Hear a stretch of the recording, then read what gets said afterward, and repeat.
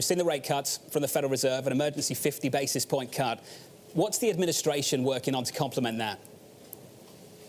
You know, any of our fiscal policies, Secretary Mnuchin and I talking about it, Treasury and NEC and other groups are helping us.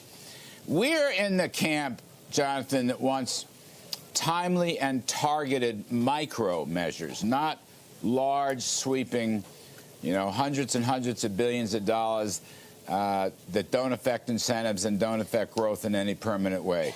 We're worried about people who may have problems with jobs and wages because they have to stay home. We're worried about small businesses, for example, that might need some help to get through this if it turns out. We're worried about certain sectors of the economy, airlines coming to mind, but I don't want to get too deep on that might need some help.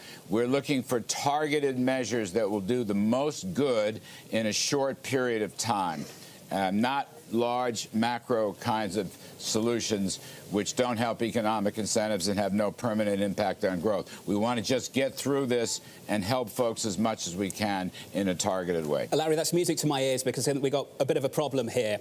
This can be temporary. It's a one-off shock. It will fade. But what will determine how temporary this is the kind of tools we have ready to deploy to help SMEs, to help some people who are struggling if they've got to stay at home. So walk me through the policies, the actual policies. You're having the discussion. When do we start to get some results?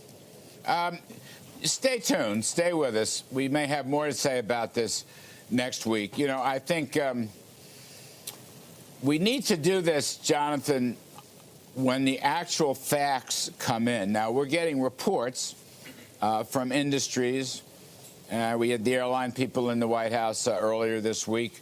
President Trump's talking to a lot of major sectors across the economy.